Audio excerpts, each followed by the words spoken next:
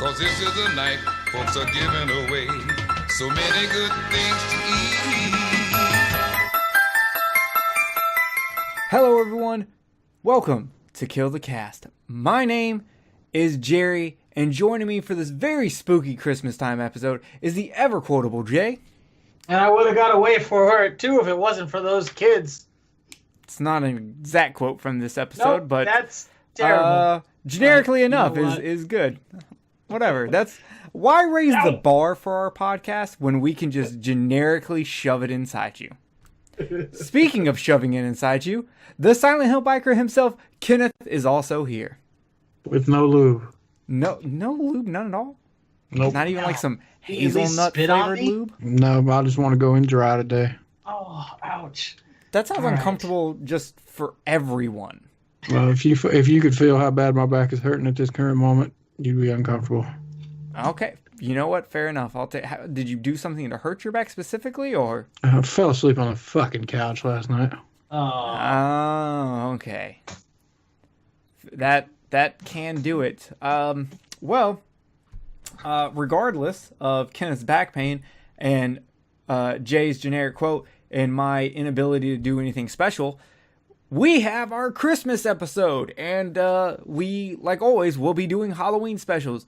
But this year, we're stepping away from sitcoms and bringing in the cartoons. And to make it extra special, we added an extra. Instead of 3, we are doing 4. I don't know why I literally did 3 fingers and then 4 fingers like y'all could see me, because this is a fucking podcast. Bam! So, without further ado, I guess, has anyone started watching Christmas movies yet? No, I'm off tomorrow, and I think I'm far enough into the season that I can throw on some Santa's Sleigh and maybe some Gremlins. We'll see how I feel. I've been watching the shit out of Christmas movies. I've been getting a fair amount in. I know me and Kenneth talked about some of the ones we watched. So real quickly, just so people can say, "Oh, Jerry, you did something slightly Christmassy during Christmas." Let's just go around and say what our favorite Christmas horror movie is and our favorite regular Christmas movie is. Jay, what is your favorite Christmas horror movie? It's got to be Santa's Sleigh because of how fucking ridiculous it is. I don't know if either of you have seen it, but it's Bill Goldberg as Santa, who's had to deliver gifts to be nice because of a curse, and now that curse is over with, and he's able to go back to killing. So he shows up into the small town and just starts killing, and it's absolutely hilarious. It's like tongue-in-cheek humor. It's not meant to be taken itself seriously. The opening of the movie is him coming down a chimney and killing a family that's comprised of Chris Kattan and Fran Drescher. Well, that's a perfect match to fucking murder. Yeah, I want to see this now. It's so good. It's so funny. And I love it. I finally picked up a copy of it. I think it was last year or the year before I was able to pick up a copy of it. It's only on DVD, but I love it. So, funny thing about Goldberg, there is a theory about the death of Chris Benoit that involves Goldberg, and it's because people think Chris Benoit was speaking out about how wrestlers like Goldberg, who are not actually talented at wrestling and just rely on their gimmick that they never lose, kind of like him and Brock Lesnar and shit. But for Goldberg, it's this symbol of Jewish power, and the Jewish overlords didn't like Chris Benoit talking about that, so they murdered Chris Benoit's family and made it look like he killed himself also. Oh my lord, that's terrible. Yeah, I just thought I'd share that. But speaking of good things, so what's your favorite non-Christmas horror movie? Wait, my favorite Christmas movie that's not horror? Yes. Okay. Did I say that wrong or something? Yeah, you said your favorite non-Christmas horror movie. Oh, okay. Dude, that's a very long conversation right there. Wow. Fuck me. So, I could talk for hours on The Matrix, and Jerry would just get upset with each word that I said. But my favorite non-horror Christmas movie is probably Die Hard. And if you won't let me say Die Hard, then You can say Die Hard. Christmas Story. Die Hard is, as long as everyone agrees that Jaws the Revenge is a Christmas movie, then Die Hard's a Christmas movie. I'll have to take your word for it. I don't remember Jaws. I agreed with you the other day. Yeah, exactly. Okay, so we move on to Kenneth. Kenneth, what's your favorite horror Christmas movie? It's got to be Krampus, man. You know Krampus what? is good. I'm going to go ahead and say it. My favorite Christmas horror movie is also Krampus. Krampus is so fucking good. I It, love it. it is a beautiful movie. It's honestly, it's my favorite Christmas movie, period. But it's specifically my favorite Christmas horror movie. It has everything you want in a Christmas horror movie. It's funny. It's got really creepy shit in it. It's got good deaths. It's fucking got good acting. It's got a great story. And it The reminds you of ending's really Christmas. good, too. The way I look at Krampus is I think Krampus is Christmas Vacation with the Krampus legend put in it. Kinda, yeah. That's exactly what it is. That's what You makes know it what? so Maybe good. I'm gonna go watch Krampus later. You That's what- should. I That's already what makes watched it it. so good, though. We should do a summer episode, since we're not allowed to do Christmas movies at Christmas, of Santa Sleigh and Krampus. We had discussed that. Jerry and I had actually discussed like doing something during the summer with Christmas movies. I'm down. I'm Kenneth, down. what's your favorite non-horror Christmas movie? I said it right There that you time, go. right? Yeah, you did. Yeah. Okay, this one is debatable on whether it. My favorite Christmas movie comes from my favorite Christmas story, and it's pretty much any version of it, which is A Christmas Carol, and it's debatable on whether it's horror because it's got horror elements in it. But I think essentially it's just a Christmas movie because the end of it ends up coming out, beautiful things. You know what I'm saying? Happiness and everybody loves each other and blah blah blah. So, but to me, that's my favorite Christmas movie / Christmas story, and you can use pretty much any one. The Jim Carrey version, Scrooged, the one with Patrick Stewart in it that came out with from TNT. That actually happens to be my favorite of them. Wasn't that a play, or was Yeah. that a movie? It's the one with Patrick Stewart. Yeah. It started off with him as Scrooge in a play, and then they adapted it to television for TNT. Okay. Yeah. So one thing I did learn a fucking 2 Christmases ago or something, Watson from Horror Corridor did this really good Christmas episode, and he talked about how it used to be tradition that during Christmas, during winter, you actually told ghost stories. It was a tradition. I don't know why we stopped doing it, but it was a tradition, and that's why Christmas Carol is so big, is because it was the biggest of the ghost stories. That's cool.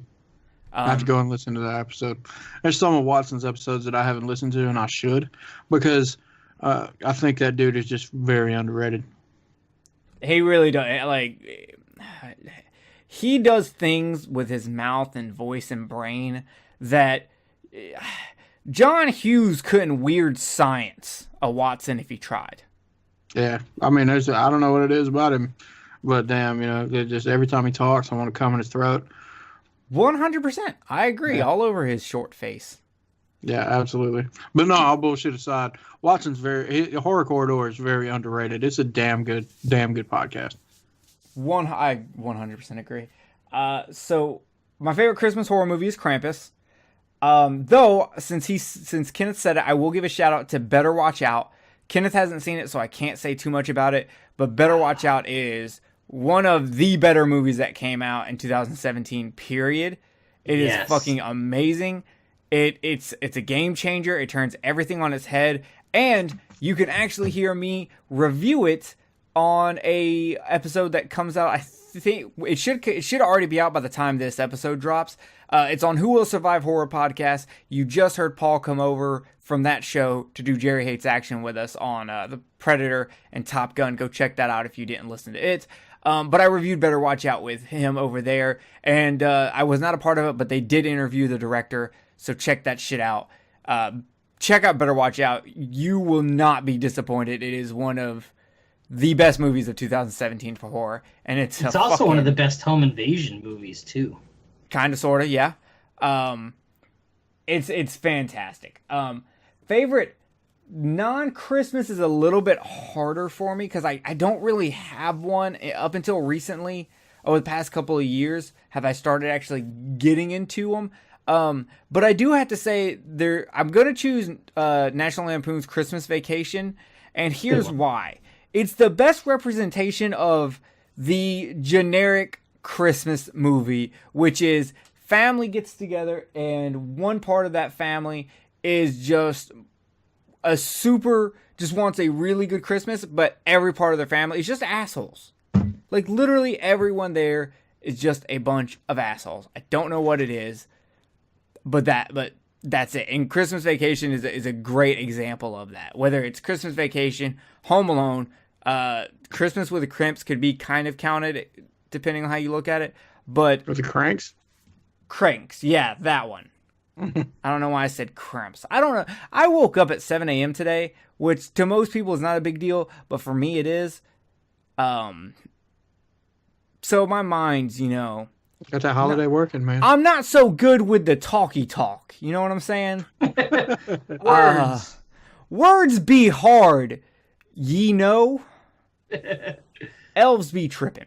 Anyway, so yeah, it's fucking Christmas, and I love it. And my cat snuck into my office, and he's got his claws in my back as he headbutts me in the back of the head because he wants attention. But I'm trying to record a podcast, Casbass. You gotta calm the fuck down and just go to sleep. I will say, yeah, you mentioned it already, but Home Alone is another one of my favorites. I really love Home Alone. That's a really good movie. I like another Home good Alone home invasion movie. 1 and 2. They're basically the same movie, but I fucking love them. They are really good. Yeah, but see, the cool thing about the second one is the second one made you, when the movie came out, it made you want cool shit. Like I always wanted the green fucking slime shit that he had in the second one. When he got. Oh yeah, the monster tube thing. I had a talk boy. I'm sure you did. I actually did have a talk boy. Yeah, I did have one of those. I think I'm the only person that didn't have one. The hell out of that. But yeah, I always wanted the green monster slime. I thought that was pretty awesome. I always wanted that stuff. But of course, there is one Christmas movie that I'm pretty sure I'm not alone in hating, and that's Elf. Fuck that movie. It can go fuck itself. I think it's funny. I do not have a love for it the way like the rest of the world seems to, though. Like I said, it's one of the few instances where I watch Will Ferrell and I can tolerate it. I love Will Ferrell in general. All right, well, fair enough. There's some Christmas talk. Now it's time to get into the big shebang. Yeah. All right, so like we said, we've got 4 Halloween cartoon specials for this Christmas episode. If you want to hear Christmas horror, there are tons of podcasts out there doing it. Go check them out. I'm sure that there's going to be some good ones. I'm personally looking forward to the Who Will Survive Horror podcast one. But, of course, everyone should be dropping some kind of Christmas show. Oh, shout out to the podcast by the cemetery, because they're doing a Kaiju Christmas episode, and I'm fucking stoked for that. Are there Christmas episodes of Ultraman? I don't know, to be honest with you. But they're just doing Kaiju movies. They're just doing Godzilla. They're doing like 3 Godzilla movies. No, I figured. It just made me curious. Yeah, speaking of Kaiju, Days of the Dead, man. Yeah, hey, if you're going to Days of the Dead Atlanta at the end of January, Kenneth and I will be there. We don't know if it's going to be all 3 days, 2 days, 1 day, or what. We're shooting for all 3 days. So if you're there, please hit us up. We want to hang out with you. Let's talk fucking horror. Let's stand in line together and act like we're friends so that we're less lonely. Yeah. I wish I could be there. We wish you could be here too. And unfortunately, we would give you money to come do it. But instead, we're going to give other people at the convention our money. That's a good move, though. It really is. Hey, the lineup. I'll send stuff to get signed with you. You should. It'll be like I'm there in spirit. Because the lineup just keeps getting better and better, man. Yeah. Like I showed Jerry one the other day, and he was really excited. Yeah, the guy who played the suit actor for Godzilla and Godzilla 2000 is going to be there. And the guy who played Ultraman in a lot of the original Ultraman stuff is going to be there. Oh, that's pretty dope. Mm-hmm. Yeah, pretty fucking excited about it. Gonna continue to get more VHSs signed. I'm gonna throw this out to the group, to everyone. So the big star of the show is Clive Barker. Clive Barker is going to be there, and I like to get VHSs signed, but with Clive Barker there and Doug Bradley being there, I thought, should I get a Laserdisc signed? Wouldn't it be dope to get a fucking Hellraiser Laserdisc signed? Well, there are 3 different Hellraiser Laserdisc out in America, and they range in price. There's basically one where it's got the Hellraiser standard image of Pinhead standing with a cube right in the middle, and then what looks like the disc going around on each side. That's the cheapest. There's also one where it's the same thing, except the Hellraiser image is all the way pushed to one side, and then the other side is the disc. And then there's one where it's the entire front is the Hellraiser picture. But that one can go for upwards to $60 to $80. So, help me decide.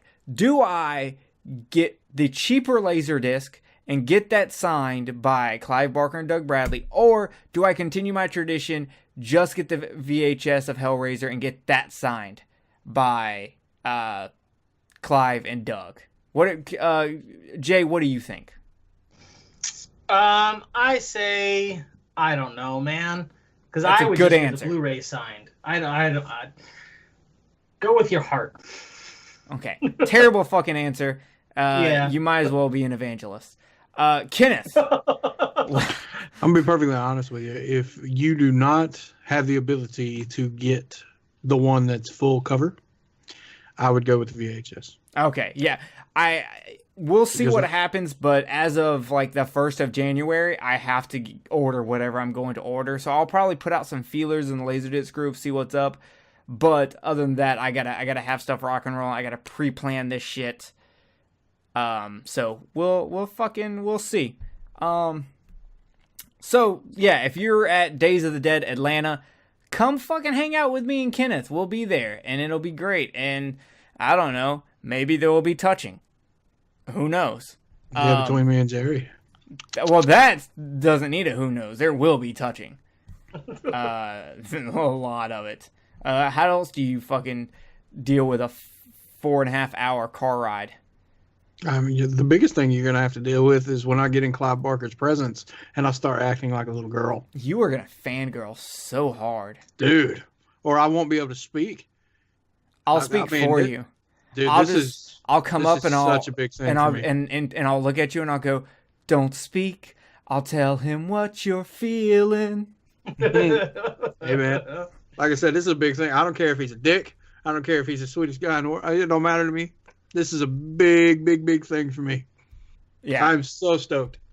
Yeah, when Kenneth called me, he was so excited for it, and he was like, "You have to come," and I'm like, "I can't come. I've got no money. Shit's rough right now." And he was like, "Go fuck yourself. You're coming."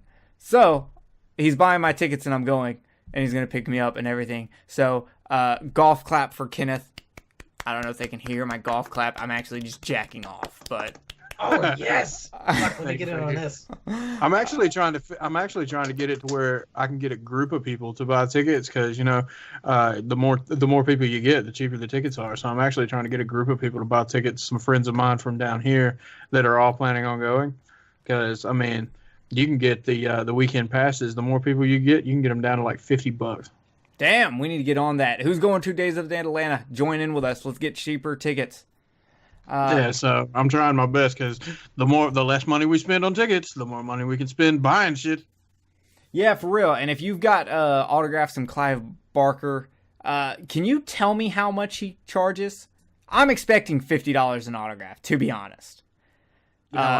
Dude, if he goes and he pulls the Matthew Lillard route, dude, I think Matthew Lillard's autograph for like $75-$80. To be fair, though, Matthew Lillard played Scooby-Doo. I mean, Clive Barker can't do that. I mean, he played Shaggy in Scooby-Doo, and Clive Barker can't do that. I don't care. That takes talent. Yeah, but Clive Barker just wrote some fucking books. He didn't. Yeah. He wasn't Shaggy. Vegetarian Shaggy at that. Okay, enough of this nonsense. We've been babbling on for too long. It's time to fucking talk cartoons. And the inspiration for this was Kenneth. Kenneth loves cartoons. Last time I was over at his house, I want to say, if it wasn't Teenage Mutant Ninja Turtles cartoon playing, it was Looney Tunes. So I was like, Kenneth, let's do cartoons for Christmas. And he was like, hell yeah. And then we told Jay, and Jay was like, hell yeah.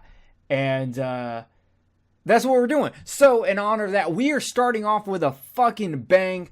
We are going to start off with one of Kenneth's all-time favorites. That's right, Garfield's Halloween Adventure, originally titled Garfield in Disguise. It was a 1985 American animated television special based on the Garfield comic strip. Well, thank you, Wikipedia. Fucking duh. Anyway. It came out in 85? 85. But I feel like I watched the Garfield cartoon growing up. I mean... What year were you born? 84. Okay, you Then probably you're more did than watch it likely to growing watch it growing up. Unless you remember things from But the that means it first was 2 still years. on in the 90s. Yeah, it probably was. Yeah, it came on every year for a good long time, man. I meant the show itself. Oh yeah, dude. Oh yeah, that I shit watched- went in syndication. Yeah, I Oh. mean, I was born a year before you, and I watched that shit, the TV show growing up. Damn, I probably up in my early teens because I love cartoons. Yeah. I love cartoons too. So it originally came out on CBS October 30th, 1985. And it won the Primetime Emmy Award for Outstanding Animated Program. Really? And there is an illustrated children's book adaptation. Adaptation. But yeah, it was re-aired a fucking lot. So let's kick it off by going to Kenneth.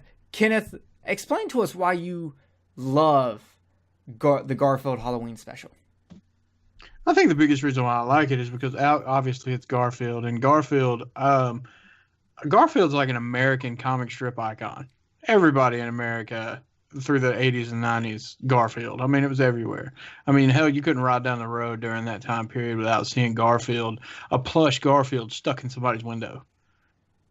You know, so Garfield was everywhere. And then on top of that, this particular show, it came on every Halloween when I was a kid. And also, this one was actually kind of really spooky for a cartoon. I mean, you got Garfield wanting to go out and get all the candy, obviously, which he would because he's a fat ass cat. But, you know, he goes out and then he gets caught up with this really scary looking dude that tells him this old legend about pirates. And then you see these awesomely animated pirate ghosts. And they come out and they're actually kind of scary looking for a kid. And then damn, you know, the Garfield almost losing his candy and all the other stuff. I mean, so it was just fantastic. It was fun to watch. It's still fun to watch now, you know? And I think the animation on the pirates is probably my favorite thing. I mean, they just look wicked as fuck. Yeah, they do. They have this scratch look to them. Yeah. That looks really fucking awesome. Jay, Yes. what were your feelings on the Garfield Halloween Special? I really enjoyed it. I love sarcastic cats that hate Mondays and enjoy lasagna, so this was right up my alley. I would, let's see, it's probably, I'd put it second. Out of all 4 that we watched, I'd put it second. I really enjoyed it. It was funny. The animation was really good, as older animation tends to be. I thought the old dude pirate ghost thing was actually pretty creepy. Who did the voice for the pirate ghost guy, the old guy that they run into? Let me look. Because he sounded super familiar. C. Lindsay Workman. Never mind. I guess it's just I'm pretty one sure of he them- was trying to do somewhat of a Karloff just one of them voices, I guess. impersonation. Yeah, fair enough though. Yeah, I agree. This was really good. Few notes. Yo, Binky the Clown is a dick. Yeah, You he told is. children if they don't do jumping jacks, they will become worthless. Mm-hmm. What are you, a gym teacher? Jesus. Hey man, that's what it was like back then.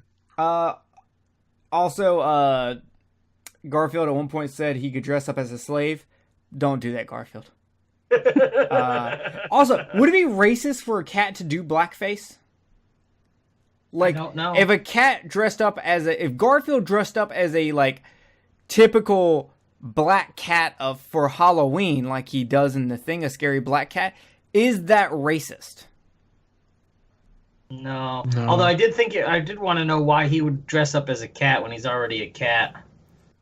I don't know, but I was just like, that feels slightly because it's racist a to me. Halloween cat. Yeah, I guess. But he's like, I can dress up as a big black cat. I'm like, you're already a cat. Yeah. So in things I learned from Garfield, if you threaten old ladies, they will give you more candy. True. Never tell a dog to put out the oars because they will literally throw the oars into the water. Yep. Also, I found it odd when a house pet says it wants its mommy or daddy, just because typically they're taken away from the mommy or daddies when they're so young they barely remember it. Shouldn't they say, like, I want my owner or something? Yeah. I want my human. Yeah. That's true. I want my human. The old dude was a cabin boy. I love the movie Cabin Boy. Not really related, just felt like throwing that in there. He's also a dick because he basically sets them up to die, steals their boat. But this movie actually kind of reminds me of John Carpenter's The Fog. I can see that. Because it has pirate ghosts in it? Pirate ghosts, it's got fog, it's got treasure. I thought it was really good. I also want to talk about how much they got away with, because they talk like straight up killing, like threats of death. They talk about signed in blood. You got to think, man. 1985, dude. You could get away with damn near anything. Cartoons in 1985. Apparently. I mean, I can remember shit from cartoons that I watched when I was. I mean, think about this, man. Transformers. Look at what Megatron turned into. Yeah, that's true. Because you go into the 90s and the animated Spider-Man cartoon show couldn't actually say anyone died or was killed.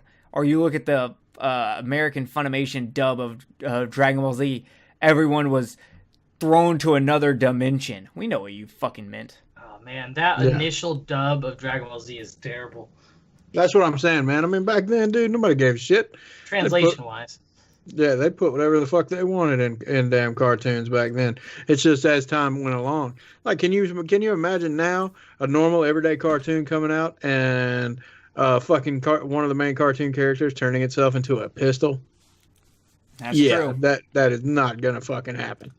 Yeah, Disney. When Disney owned Power Rangers, they actually edited out every single bullet of the Japanese footage. Yeah, so. Fucking kids with their fucking bullets and guns. How dare they? But so my nephew's like super into Power Rangers, right? He's 5. And the other day I take him to school on Thursday morning. He spends the night Wednesday. And I was taking him to school and he said, he told me he doesn't have to join the army because he's already really good at fighting bad guys. So he just wants to fight bad guys. And there he goes. He could be a vigilante. He's like, no. I'm already better than everybody. I'm better than my mom because he has 2 moms and they're both in the, well, one's retired from the Navy, the other one's active duty. But he's like, no, I'm already better at fighting than my moms and cops and the army. And like, I just want to fight bad guys. Yeah. And that's true. I went to go ask his mom. He had already thrown her into another dimension. Bitch was gone. That's the making of a vigilante right there. Woohoo! I know. Drop him off in a crack neighborhood and yell Wu-Tang sucks and see what happens.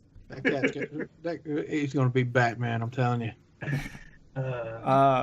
Anyway, but the one thing that I really love about this Halloween special is it ends on such a happy note because not only do the pirates get their treasure, the Garfield gets his candy. He even gives Odie half the candy. He was only supposed to give Odie 1 piece. Unfortunately for Odie, he already sorted and put all the chocolate into Odie's bag, so Odie died.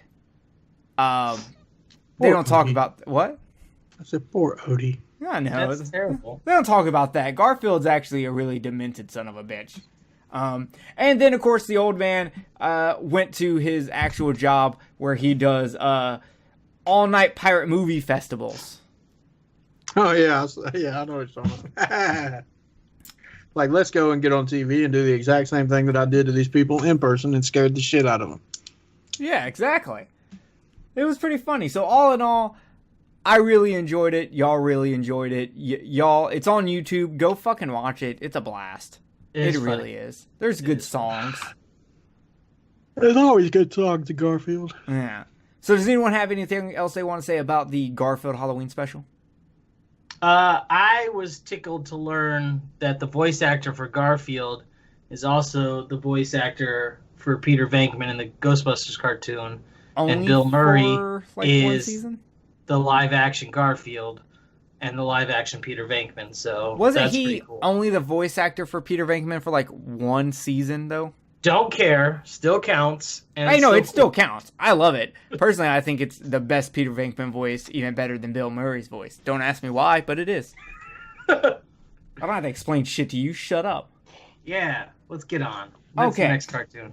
I think that if you really dig the Garfield Halloween, you should watch all the other Garfield holiday specials. They're really, really good. All of them. I agree. So, the next cartoon we're talking about is The Simpsons Treehouse of Horror. Yeah. This is the third episode of the second season. It originally aired on October 25th, 1990, and it was a lot of people like to say it was inspired by horror comics like EC horror comics, but it definitely took in a lot, and I mean a fucking lot, from movies, or at least the first one did. Okay, there's 3 segments in this. We're gonna start with the first segment, Bad Dream House. It's Poltergeist. literally I said Amityville. It's a mixture of both. Yeah. It's Because got the ending is Poltergeist, but Yeah. the walls bleeding and stuff is Amityville. Yo, and but the Get Out is Amityville. yeah, yo, picture this. Simpsons a supernatural crossover. Marge just goes with a Winchester boys and yells at Ghost. I'd watch that, and I hate Supernatural. I think We I can't heard, be friends. oh, wow. Wow. I like Supernatural. Dean is everything that I don't want to be in a male, and yet I really want to be inside that male. Well, everyone wants to be inside of him. Yeah. So yeah. It really is basically Amityville meets Poltergeist. It starts off very Amityville-ish with them moving into a house they got for dirt fucking cheap. The house is totally fucking haunted. All this crazy shit happening, but it starts like day one. Then they get all wacky where they want to kill each other, which is basically how the DeFeo guy who murdered his whole family said voices in the house were telling him to kill his family. Ronnie. Yeah, Ronnie DeFeo. Yeah, Ronnie James Dio. Which, unfortunately, is really the only real thing about the Amityville Horror, is that DeFeo killed his fucking family. Yeah. And then Jay Anson wrote a decent book about a bunch of lies. Sorry, Yeah. I said it. Fucking, It's the truth. fucking deal with it. Yeah, I did a lot of research, and I think Jerry had either done research before me, or we had both got into it at the same time, the research part of it. Because I know Jerry was a big fan of the Amityville book for a while. Jerry Yeah. was actually there for the entire event. So. I was with Ed and Lorraine Warren when they had their seance months later, and I agree with them. The only reason that people who have moved into the house afterwards have not been spiritually affected is because they're not open, because they don't do yoga and eat granola. Oh, that sounds like about some nonsense that Ed and Lorraine Warren would spit out. I would and have sex with movie. Ronnie Warren. DeFeo was open to it because of the acid he was basically doing. So, but that's what it really is. And yeah, but honestly, the book that Jay Anson wrote is a fun read. it's all horse squabble, which is not a word, much like there was not a haunting.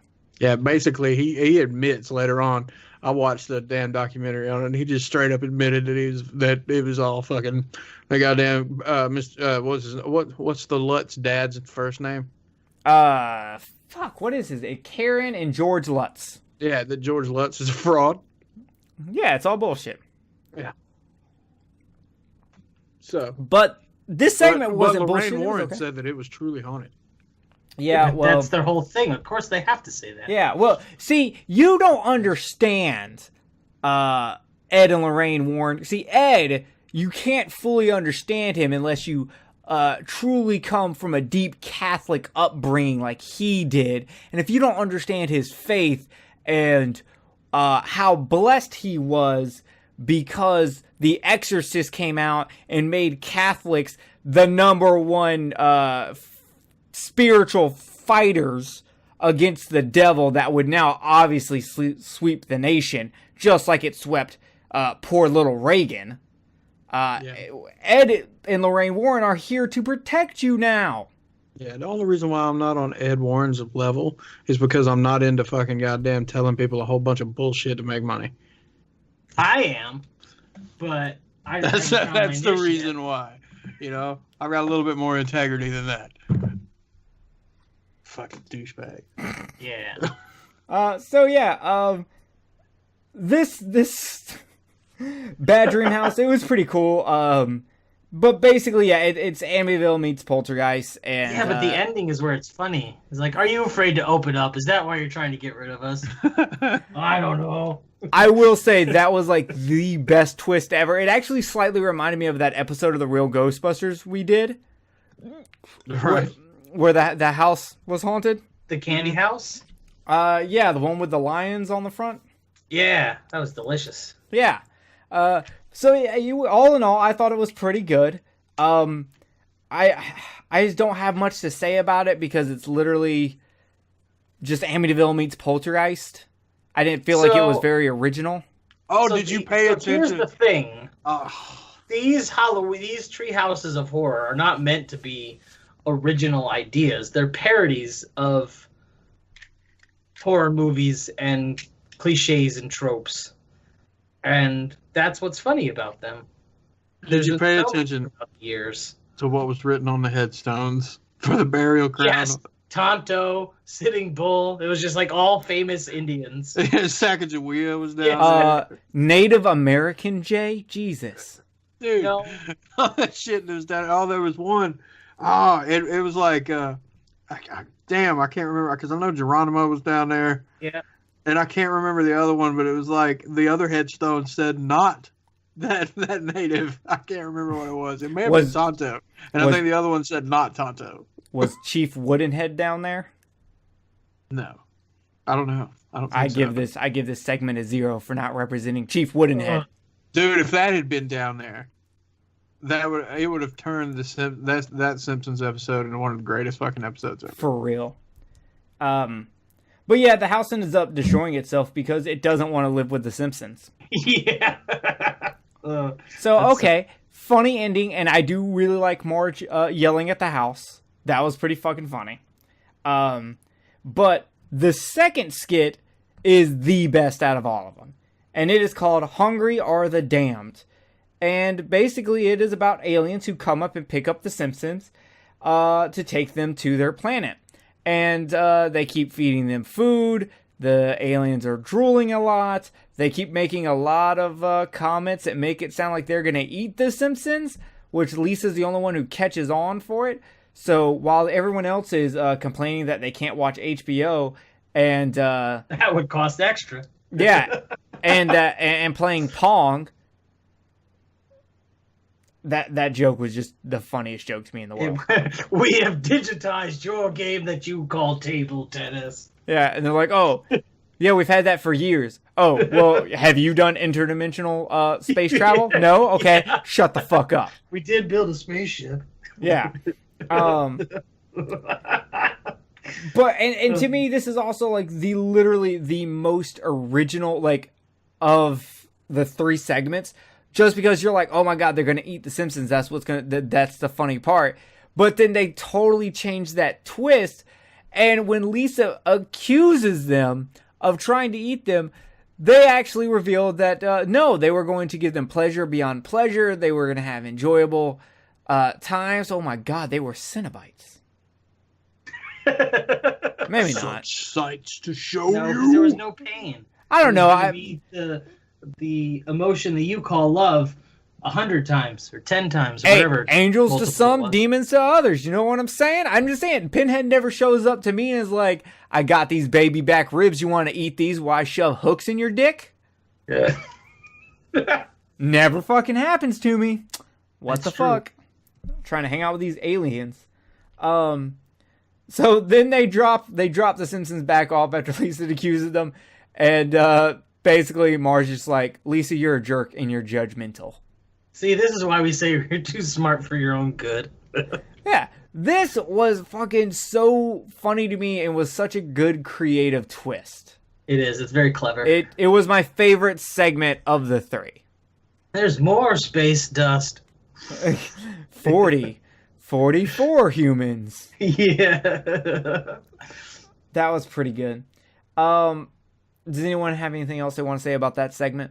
No, you pretty much nailed it. It was Sweet. very funny. So let's go. Life. What?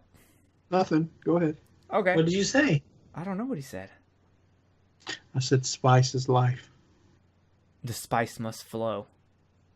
Mm-hmm. The third segment is The Raven, and it's literally just a retelling of The Raven for The Simpsons. Amusing. I didn't care for it. Oh, but it's got the funny part is though, so it is just a retelling of the Raven, but it's got Homer interrupting it being Homer, and that's the funny part. But to me, it wasn't him being Homer. It was literally him just reciting the lines he was supposed to recite while running around a little bit. It would have been funnier if he was like saying the wrong lines or something like that. I just didn't really. I don't know. I just thought they didn't. Hey, it's probably the most faithful adaptation of The Raven ever done. I fucking love the Raven too. That's all right. I'm a Telltale Heart kind of guy. That's a good one. That I one's like good, both. too. Did y'all ever see that movie, The Raven, with John Cusack in it? Yes, Yes, I like That it. was actually pretty damn good. it was Yeah. good. I dug it. I don't know how accurate it is, but it was good.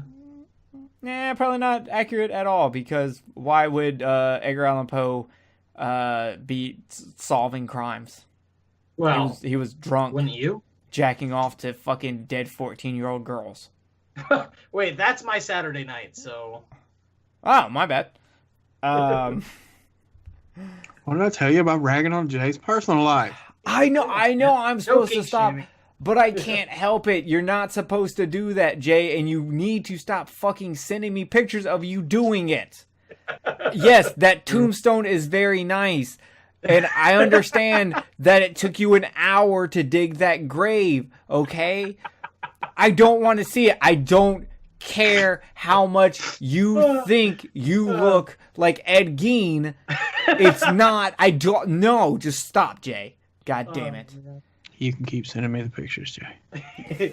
I've got this sweet hardbound complete work with Edgar Allan Poe book Yeah, that I should send you pictures of. We're talking about him digging up corpses, and he's Yeah. talking about his sweet hardbound. Corpses ain't the only thing he's digging up, ladies. I can't wait till they arrest I am the Jay, only and corpse fucker here. they're gonna arrest Jay and be like, he beat the Butcher of Plainfield's record. He had 23 vaginas in a box. Yes. Only 23? Ed my Gein record only is had like that. 16, so 23 is pretty good. Beat Ed Gein's number. And beat mine. Yeah, so that was the first Treehouse of horror, of terror, of suspense, of thrills, of The Simpsons. Yeah. They get really good too. There's the Shining skit where they make fun of The Shining is really good. They do a Killer Doll one that's really good because it's all the punchline. The punchline at the end is what's funny.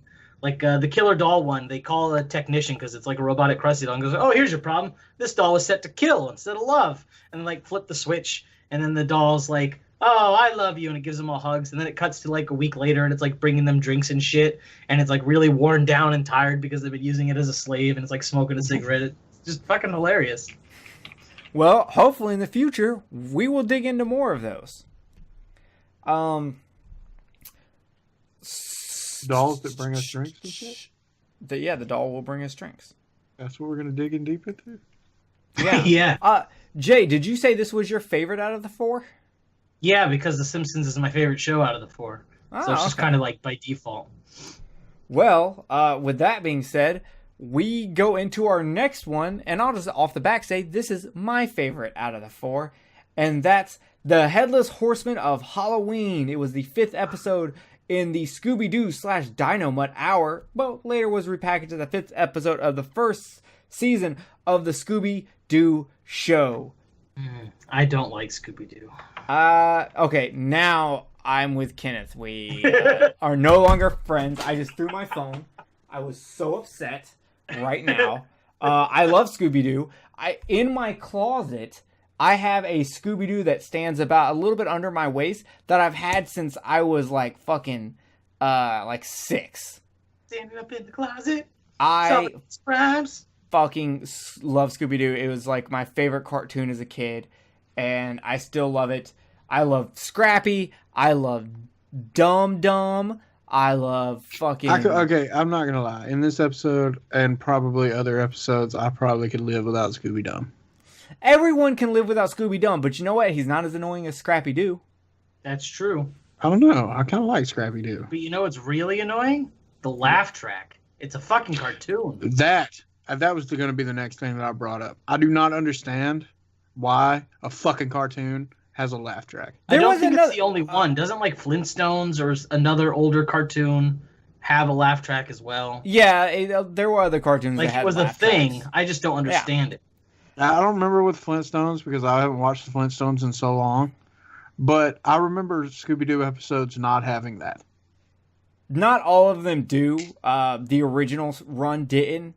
This is not from the original couple of seasons. Ooh. Anyway, I like mean, Scooby-Doo All-Stars. It doesn't take me celebrities and long to Batman shows fucking up.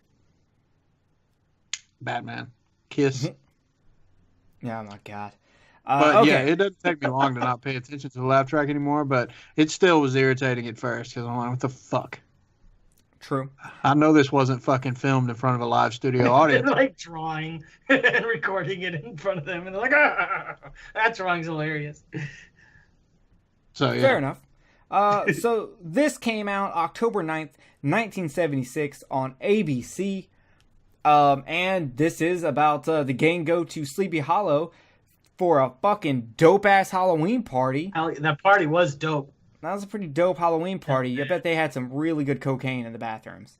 Definitely. But unfortunately, the Headless fucking Horseman shows up, and it turns out that the people hosting this party are the descendants of Ichabod Crane. Yep. Legit too. That's like crazy. Yeah. So Shaggy's a vampire. Scooby-Doo and Scooby-Dum are a horse, which is weird because I'm still trying to figure out how both of them fit in that horse costume. Why didn't they call him Scooby-Doo? Because they're not genius writers like you, Jay. Hopefully one day we can put you in a time machine so you can go rewrite these things and make history better. I just want to consult on stuff and get paid to do that. Fair enough. Can you imagine how scary it'd be to go back in time like they do in Time Cop? I couldn't do it. Like actual legit time travel. I'd ruin the world. Something would happen. Is there something particularly scary about how they do it in Time Cop, or is it just because you're in this machine and you're fucking being hurled at the speed of fucking sound, I guess, because I don't think they get up to light speed. At a maybe light speed at a fucking wall. So if the machine fucks up and you don't go back, you smash into this wall at basically warp speed. I like Time Cop. I do too. Never seen it. It's got Van Damme in it, right? Yeah. Yeah. Yeah, I've got it on Laserdisc. I'm gonna Oh, that's a Jerry Hates Action. I don't know. Right he there. might like it. That's okay. Like, I He hate doesn't have to actually time. hate the movie. I hate time travel movies. Why would you think I would like it? Do you? Do you want me to spoil an interesting premise? Because it really doesn't spoil the part of the movie. It's one of my favorite things about it. I mean, I guess you can spoil it because I probably wouldn't understand it anyway because I just Van Damme cannot. does a split. Yeah, well, in this, like, okay, in this particular one, when you go back in time or something like that, if you interact with yourself, you cannot touch yourself because the same matter cannot exist in the same dimension, so to speak. They explain it a little better in this. So if you touch yourself, they would have to say that because you'd still be can't exist in the same space. Therefore, you can't touch each other because then you would be occupying the exact same space. Right. Right. There you go. Exactly. Time implodes or something. And so that's actually a factor in it. That actually there's something else that actually happens in, and I can't remember what it is. Where like you can't be in the same exact place as yourself because the matter can't exist or some shit. I don't know. I don't get fucking time travel. But either way, the point that I was tachyons is being hurled at that fucking wall would just be scary as shit. Yeah. So let's get back into Scooby-Doo, something actually worth watching. So in this, they tell the story about how the headless horror that they found in Kenneth's trunk. Basement, you fuck. Fake news. It was the basement. Get the details right. My bad, guys. I assumed he was still in travel, but I guess he got her home in the front seat. Oh, yeah, that's how I got to roll down the HOV lane. Oh my god. I just have a big ventriloquism dummy. Why can't I speak tonight? What is I was going to say, man, maybe you need some fucking sleep. Jesus fucking. Okay. So they talk about the guy getting his head blown off by a cannonball, and they never found his head. Yeah, it was blown to fucking pieces. It didn't just get knocked off like a bowling pin when the ball hit it. It was fucking smashed into 1,000 fucking pieces. I don't understand how you don't understand this. That's why they didn't find his fucking head. Here, listen to this Cannibal Corpse song, and it will explain to you how the head gets blown into fucking millions of pieces. Fucking blonde, I swear to God. Yeah, I did like that. That's the part I did like where they were just, I was like, holy shit, that's fucking morbid. Go Scooby-Doo. Yeah, Scooby-Doo does that kind of shit, man. The nephew believes that the Horseman came back because of a diamond necklace that Mrs. Crane has. And I really like when Scooby-Dum wears his Sherlock hat. Like I said, that is the biggest thing about this cartoon that I dislike with Scooby-Doo. I just don't like him. I don't like his character. I think the way that they do his stupidity is too over the top. And so it's not amusing to me. Who's his owner? That's the real question. Is this just a sentient, independent dog that can go to parties on his own without an owner? Yes. That raises more questions. That's true. But yeah, so did anyone guess that it was the nephew who did it early on? Yeah. It was a pretty easy one. But when it did get to the clues, there's a part where Fred's just like, it all makes sense now. It all connects. And I'm sitting here like, I know who did it. I don't understand how wood chips, a small picture of Nephew Elwood with glue on the back, and the ignition key missing, and a piece of newspaper talking about a UFO at a beauty convention gives you the clue that you need to go to the fucking airport. The biggest one for me, the biggest one that got me was, obviously when you see the Headless Horseman come running up and it's damn dude's head, There never was a fucking thought in my mind that there was a head cut off or anything. It's fucking Scooby-Doo. All right, that's one. But two, it was when the key was missing out of the car. So you actually saw that and was like, okay. Because for me, it was when the butler was like, the power lines are down and so are the phone lines. And I was like, that motherfucker said he called. I was watching this when I was driving, so I actually missed that. I don't appreciate the disrespect that you have given to Scooby and the gang, including Scooby Dum Dum, to not give them your full attention so you can appreciate the Mozart of cartoons, the Da Vinci of cartoons. Let me put it to you this way. Today has been a rough day, a very rough day, and we will discuss the roughness of this day outside of the podcast. So I literally watched this Scooby-Doo episode about 30 minutes before we got on here and while I was driving home. The disrespect. Okay. I watched it while fixing an iPhone, if that makes you feel any better. I mean, but I did. I missed that part. But I figured I was just like, the taking the keys out of the car. I was like, yeah. I was like, it's everybody that, actually drives and gets out of a car naturally just fucking takes the keys and either sticks them in your pocket or, in my case, hangs them on your jeans. Yeah. So one of my favorite things about Scooby-Doo shows is the setup to catch the spook.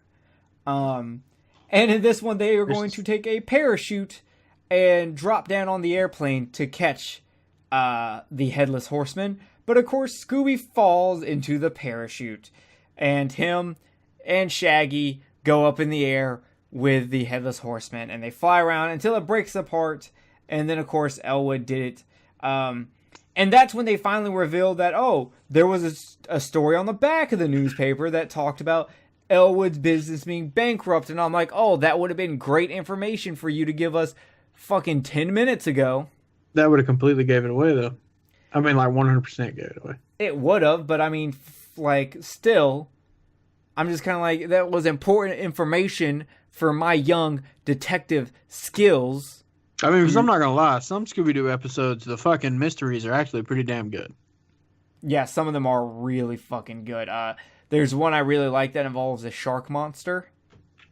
Of course it does. But it involves smuggling, and it's really fucking good. But I love Scooby-Doo, and so that's why I was super excited to do a Scooby-Doo episode. I didn't think we'd be able to, because I was like, well, I don't know if Scooby does Halloween episodes, because, I mean, every episode is a spooky time. Right. So, alright, so I loved it. Kenneth, I guess, was mad about it, and Jay was mad about it, which... Yeah, I mean, like I said, the morbid description of the guy getting his head blown off with a cannonball was cool, but on average, I don't particularly care for Scooby-Doo in general. I mean, when it comes to me, there are far better episodes of Scooby-Doo than this one. That's true. I can't argue that matter, but I do love the Headless Horseman. That's shown here. I actually do have a toy of the Headless Horseman from the Scooby-Doo episode. That's cool. Yep. So, well, with that being said, I guess we will move on to our fourth and final one, and that's the Bugs Bunny Howl-oween Special. Believe it or not, this is actually my least favorite. You know what? I think I might understand now it's something time about for me that. to leave. Bye. Well, no. There's things for it, but before we get into that, so this one premiered on CBS October 26th, 1977, and it is honestly a clip show of just a bunch of different cartoons. Yes, that's accurate. That they have edited and trimmed and even added voiceovers to make fit. The overall story here is Bugs Bunny, while trick-or-treating, meets a witch, and the witch thinks he's a witch, and now they're trying to figure out which witch is which. I can talk all night, like, horribly, and then I just nail that perfect. God, I'm good. So, just so y'all know how many cartoons are trimmed and fit into this 24-minute long cartoon. We have A Haunting We Will Go, Broomstick Bunny, Hide and Hair, Hide and Go Tweet, Extra Hide and Hair, A Witch's Tangled Hair, more A Haunting We Will Go, Claws for Alarm, and Scaredy Cat, Transylvania 6500, Bewitched Bunny. All of those are crammed into here. In fact, 2 of those shorts even get reused for my favorite thing to ever come out of Looney Tunes, and that's Daffy Duck's Quackbusters. You know what's funny is I actually noticed that as a kid. I watched a lot of fucking Looney Tunes.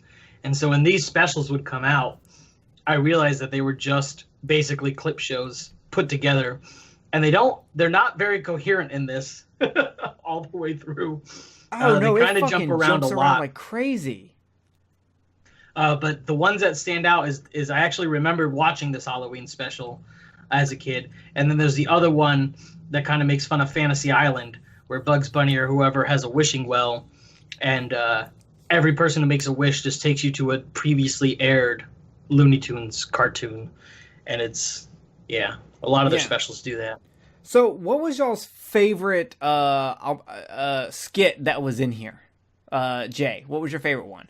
My favorite is the Dr. Jekyll, Mr. Hyde one, where he's leading Dr. Jekyll around by the hand. He's like, oh, there's this guy with the big green eyes and the scary face, and he kind of walks like this, and then he turns into him while he's walking around by the hand. That's always cracked me up. All right. Kenneth, what was your favorite? Out of the shorts? Yeah. It was probably, I really like the ones where damn Sylvester scared to death, the scaredy cat ones. Oh, yeah, I was actually saying the one with him and Porky Pig is my favorite. I actually do like the extended one that's in Quackbusters. Yeah, I need to go back and watch Quackbusters. But there's a scene in this one that's not in the Quackbusters one. When the bed gets thrown out and lands on the pole and then gets thrown back in. That's not in Quackbusters. That's actually in the original cartoon. Yeah. So I thought that was kind of weird for me, but it has my favorite thing in the world, and that's mooses with nooses, baby. I want to make a shirt that has the moose with the noose coming out of his mouth. That should be the next Kill the Cast shirt. Kill the Cast presents mooses with nooses. That would be. I'm down. That sounds good. Fuck it, I'm making this happening somehow. I will find someone to make this for us. But yeah, so I do like the way I'm not a big Tweety fan, but I do like Monster Tweety. I thought that was pretty good. Also, have any of y'all been to a witches union meeting? What? Yeah. Yeah, because I've seen one. It was at the end of The Witch. Really? That joke went nowhere? Yeah. Oh. I get it. Wow, I'm just going to retire. Yep, sorry. I thought that shit was hilarious when I wrote it down. God. I also like Green Werewolf Bugs Bunny.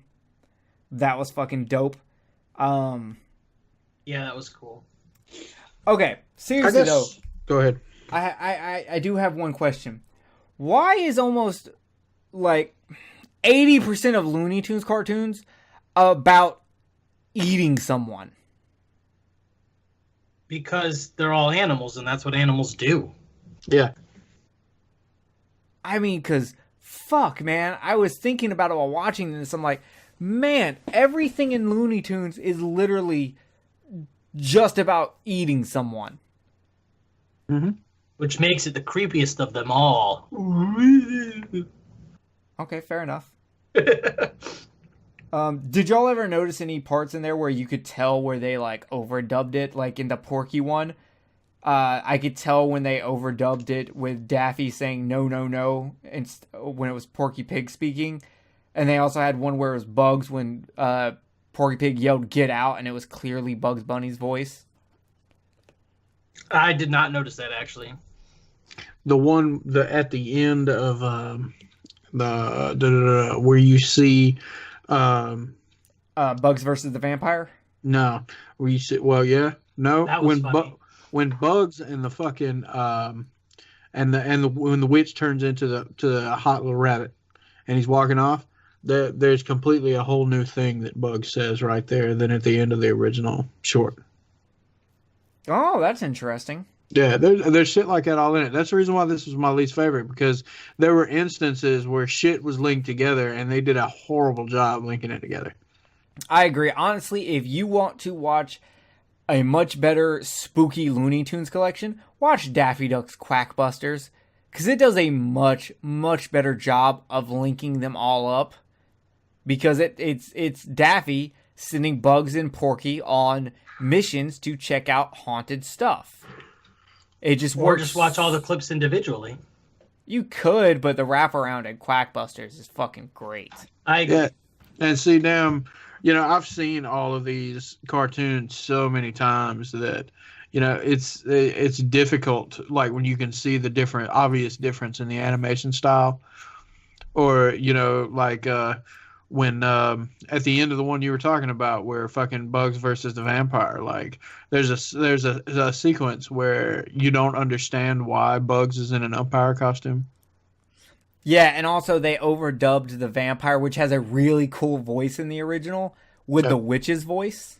Yep, and then at the end of that one, right after when he like starts saying the words and he turns her back into the witch. For this, it was back into the witch, but in the original, it was just turning the vampire into the witch, and he's just like, he says after that, "Oh, I can do better than that," and then he turns him into something else. I can't remember in the original cartoon, but I've seen him so many times that it's like, it's. I remember what he turned. He ended up turning him after he turned him into the witch in the original short. He turned him into the two-headed vulture, and then the girl two-headed vulture from that cartoon started chasing after the vampire that got turned into the two-headed vulture. Yeah, and you can see like the whole version of that in Daffy Duck's Quackbusters, which was really, really good. Yes. That was my whole thing while watching this, is it just made me go, I should be watching Daffy Duck's Quackbusters the entire time. I enjoyed it, don't get me wrong, but it was just a mess. Yeah, the editing is definitely a mess. I'll agree with that. I just love Looney Tunes so much. Such a big part of my childhood. Yeah, I enjoyed it. I honestly would probably say I enjoyed this more than the Simpsons episode. Maybe not as much as the Garfield one. The Garfield one just edges it out a tiny bit. But I think the reason I am so kind of high on this one is because it has those two segments that are in Quackbusters, and it makes me think of Quackbusters. So I'm kind of unfairly bumping it up when I probably shouldn't have. I don't know if you remember, maybe Kenneth does, but there used to be, I want to say it was Welch's jelly that would come in little glass vials that had Looney Tunes printed on them. And I used to make my mom buy that just because when we were done with it, I could use it as a Looney Tunes cup. Yeah, I remember that. Kenneth and I were talking the other day about the 90s gangster-ass fucking urban streetwear Bugs Bunny and Tasmania. I hate that shit. I hate it so much. I know exactly what you're talking about, and I absolutely hate it. It's fucking awful. So unfortunately, the Bugs Bunny Halloween, not as good as it really could have been. Y'all remember when Taz was really popular, like when he was fucking everywhere, Taz by himself? Yeah, and I never got it because, like, I never got the appeal of Taz. I really did like the games for the Sega Genesis, Tasmania, and then Taz Escape from Mars. But those are like the only things I've ever really dug from Taz. I didn't like the 90s cartoon show they did for him. No, Tasmania wasn't very good. Yeah, and I didn't really care. I don't even really care for original Taz cartoons that much. Yeah, I'm not really a big fan of them either. There's a couple of them that I really like the one where Bugs Bunny's like the doctor inside the little hut or whatever, and he gets Taz to come in there. That one's pretty fucking funny. But the rest of them, I'm not really a big fan of.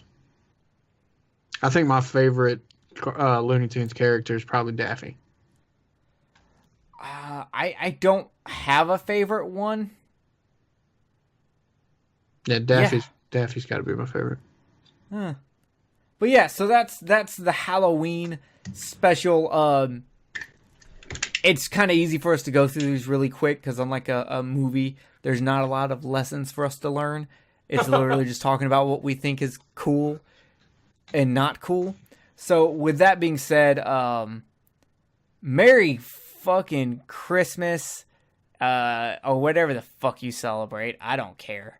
I don't think you're going to hear from us again until, what, January? Yeah. This is it for us for December. We are taking the rest of December off, which honestly for us it's just 2-3 weeks. Y'all will get this the week of Christmas. But we're recording it before that, obviously. So we have because we still have 2 weeks before Christmas at the point of recording this, and we're not recording either one of those weekends. Nope. So we're gonna take off. We hope y'all have a fucking good Christmas. We will see y'all in the fucking new year with more Horror Coliseum. Gotta finish it out. We're close. We've got 3 Horror Coliseums left for the Freddy vs. Jason, and 2 and of for the this actual format, isn't it? Ain't we reformatting Horror Coliseum after this? Yes, and Yes. the show in general, as we discussed last episode. After we finish the Freddy vs. Jason, we will be changing the categories some, combining some stuff, tightening up some stuff. It'll still be 15 categories. It's just some of them we started realizing they're too close. Special effects, kills, and gore need to come together. Rewatchability and entertainment need to come together. And so we're gonna, right now. There you go. Over me. On my face. Wait, Yeah. what? Is that song about bukkake? I don't think so. Are you sure? Come together right now, all over me. That sounds you like know what? someone You're right. saying bukkake. It is about bukkake. It's been determined. You heard it here first, folks. I will tweet the Rolling Stones and ask them right now. Good. They should give us an answer. They're not doing anything anymore. They're on tour this year. This upcoming year. Oh.